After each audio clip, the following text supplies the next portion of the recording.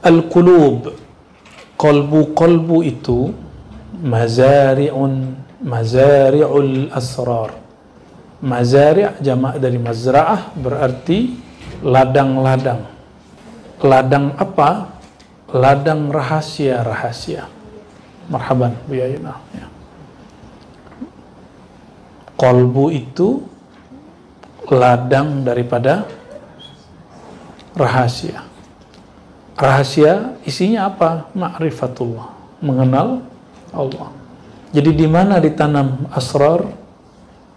Di qalbu. Bagian terdalam qalbu itu namanya sir. Ya. Fahruthuha, maka bercocok tanamlah. Itu makna pertama. Fahruthu juga bermakna maka jagalah ia. Jadi bercocok tanamlah, tanamilah, jagalah ia si kolbu dengan apa? Dengan dua hal. Berriyadat, dengan riyadah. Riyadah itu artinya latihan-latihan. Latihan itu sesuatu yang meletihkan dan melelahkan, dan dia diulang-ulang. Itu yang disebut latihan. Kalau ingin berotot seperti aderai, maka harus jaga makan dan jaga latihan, sehingga tubuhnya betul-betul berotot. Aderai itu seumuran udah ya? Ada, 50. Tapi tubuhnya lebih keren dari kita yang umur belum sampai di situ kan. Kenapa? Karena dia melatih, mengulang. Coba tanya orang yang workout, yang bina raga. Bina raga, yang dibina raganya. Itu ketika ngangkat berkali-kali, selesai, pegel nggak? Itu yang dicari. Kalau dia nggak ada rasa sakitnya, itu ototnya nggak ketarik, nggak kebentuk. Lemaknya nggak kebakar. Paham maksudnya? Kalau ingin membentuk kolbu, mesti merasakan pahitnya bangun tengah malam. Mesti merasakan pahitnya duit kita keluar berbagi. Mesti merasakan pahitnya waktu bersama keluarga berkurang. Mesti merasakan pahitnya makan dikurangi. Ya? Benar nggak? Jadi kalau maunya enak-enak aja, ngaji-ngaji aja nggak bisa. Ngaji itu syarat masuk ke situ. Kalau orang masuk ke situ nggak ngaji, dia terbebani. Kenapa ada orang yang bertahan terus dengan latihan itu? Karena dia punya visi, dia ada ilmunya. Ilmunya dia diajarkan kalau kamu begini nanti tubuhmu begini. Itu sebabnya menetapkan tujuan niat itu sesuatu yang membuat orang berhasil dalam menempuh apapun. Apakah pekerjaan, apakah kuliah, apakah nyantri, termasuk ngaji dan bersuluk bertorikoh. Tujuannya harus jelas. Nah, fahruthuha, maka jagalah si kolbu itu, tanamilah isi kolbu itu, birriyadat, dengan riyadah, ya, dengan latihan-latihan. Jadi adakah ada orang berhasil tanpa mengulang-ulang pekerjaannya setiap hari? Terus kenapa hari ini para salik, para murid tuh ngeluh, saya udah zikir sama si Anu nggak ada rasanya, gitu. Saya udah zikir sama si Anu nggak ada tuh makom-makom begitu, nggak ada rasa, nggak ada makom. Itulah rasa dan makom. Orang tahu itu nggak ada rasa karena dia tahu rasa itu apa. Ya, banyak sekali yang mengeluhkan kepada kami, ya, di mana-mana, di semua zawiyah, di semua surau, di semua majelis zikir, kok saya zikir gak berasa apa-apa? Ya karena kurang rajin. Yang baru dirasakan pahitnya, belum merasakan manisnya. Coba rajin, lama-lama nanti ya seperti ototnya sakit, nanti lama-lama jadi enak. Ya, orang-orang latihan apa saja. Saya dulu senang latihan apa? Kita dulu ikut tarung derajat, ikut karate, ikut silat. Saya suka ikut ya. Itu kalau latihan awal-awal pegel, tapi lama-lama kalau nggak latihan pegel. Nah sama, orang-orang kalau sudah terlatih, justru kalau dia tidak berlatih dia pegel. Nah, kita baru letih pertama sudah mundur. Khidmat capek nggak? Capek. Capek khidmat itu. Lelah, bahkan kadang-kadang hati kita kayak, emang begini perjuangan? Emang apa sih yang aku perjuangkan gitu? Pasti gitu. Bisikan itu akan selalu ada, dan itu mesti ada. Nah, itulah rahasia syahadat dan doa munajat ilahi anta maqsudi. Lah, itu cara melatih nafsiyah yang mengganggu kolbu. Itu namanya riyadhah nafsiyah. Ada riyadhah si kolbu itu sendiri, kolbiyah itu menyebut nama Allah diulang. Ada riyadhah sirriyah. Apa riyadhah sirriyah?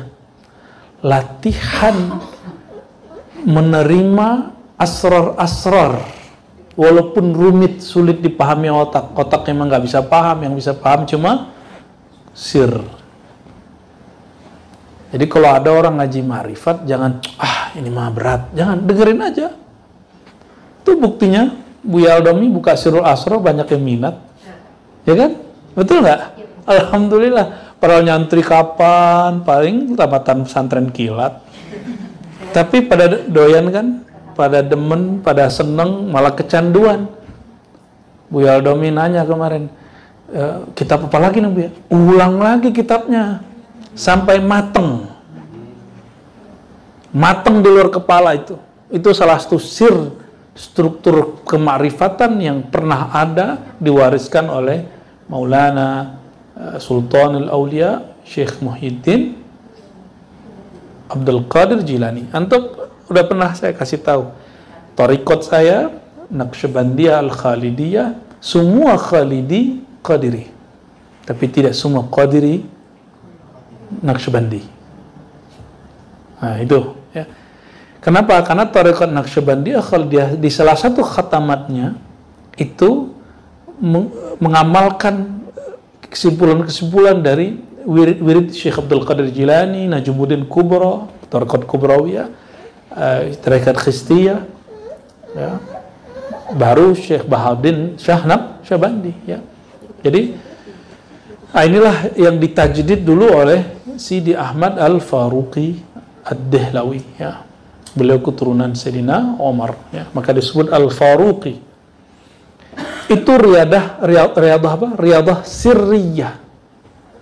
Nah, orang yang melatih sirnya, barulah sirnya kuat menampung ilmu ma'rifat. Jadi orang ngaji zikir belum tentu sanggup ngaji ma'rifat. Karena ma'rifat dan zikir beda. Ma'rifat itu mengenal yang punya nama di dalam zikirmu itu, sedangkan zikir mengulang-ulang nama yang punya nama. Maka di atas puncaknya baru ar-riyadhah ar-ruhiyah. Berarti riyadhah ada berapa jenis? 4. Ya, ini semua dari kitab, ya. Kita ngambil dari kitab. Karena antum maunya kita mau dari kitab, nggak mau dari kolbu.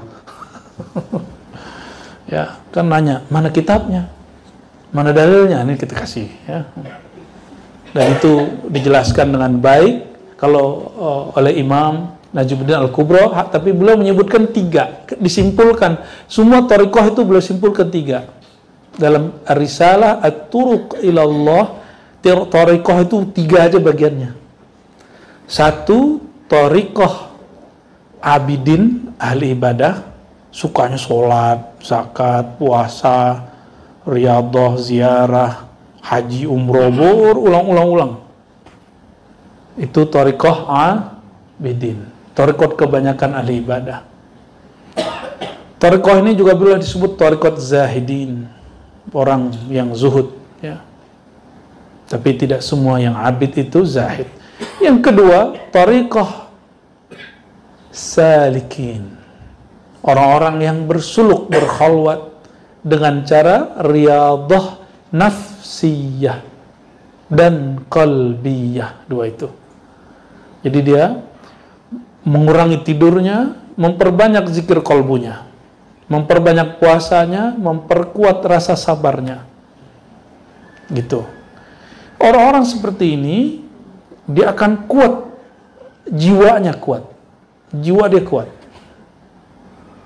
Tapi mereka masih pemula dalam ma'rifatullah, masih pemula dalam ilmu ma'rifatullah. Maka beliau mengatakan ada thariqah ketiga as-salisah. Imam Najmuddin Al-Kubra dalam kitab apa? Risalah At-Turuq ilallah. Apa itu? Thariqatul mahabbah. Saya menyebutnya thariqah ma'rifah, thariqat cinta. Bisakah cinta tanpa kenal? Nah, beliau langsung sebut ujungnya. Kalau kita dari awal dulu, ma'rifat dulu, kenal dulu, itu artinya ma'rifat. Ma'rifat apa artinya? Kenal. Kenal dulu baru cinta. Enggak kenal, enggak cinta. Ternyata kalimat itu dari kalimat sufi. Ya, tak kenal, maka man lam ya'rif lam yuhib. Siapa yang tidak kenal enggak akan pernah jatuh cinta. Kalau kita tadi kita bagi berapa? 4. Ya. 4 ini kira-kira sudah diringkas-ringkas, ditambah-tambah mana yang ketinggalan. Yang terakhir riyadhah ruhiyah, itulah isinya ma'rifat, mahabbah, ma'rifat, mahabbah. Apa yang dimakrifati? Semua sisi tentang Allah. Tetapi thariqat ruhiyah, araftu rabbi bi rabbi, kata Sayyidina Ali. Aku kenal Allah karena Allah mengenalkan dirinya kepadaku. Jadi kalau Allah nggak mengenalkan dirinya, Allah mengenalkan diri dengan 2 wajah. Ada wajah uluhiyah, maka Allah datang bertajalli langsung ke dalam diri orang itu dan mengatakan, ana rabbuka. Itu seperti Nabi Musa. Hei Musa, ya. Ya, falamma ataha nudiya ya Musa. Ya. Maka tatkala Sayyidina Musa datang kepada cahaya api yang ada di Tursina, Gunung Sinai itu, maka ada seruan, ya Musa, innani, sesungguhnya aku, gimana kalimatnya Sani? Innani apa? Ana rabbuka. Ana rabbuka. Gitu ya. Aku larang rampas, coba diluruskan sama Hafiz Dawami ini ya. Akulah Tuhanmu. Jadi yang berseru siapa? Nah, itu Allah bertajalli lewat sama lewat kalam kepada siapa? Sayyidina Musa. Itu namanya apa? Itu tajalli atau ta'rif uluhiyah. Allah mengenalkan keuluhiyannya, kerububihannya langsung kepada Sayyidina Musa. Ada yang lewat perantara, lewat guru, lewat nabi, lewat wali, lewat syekh, lewat orang tua, lewat kiai. Nah, itu sama, cuma beda makom. Cuma beda makom, ya.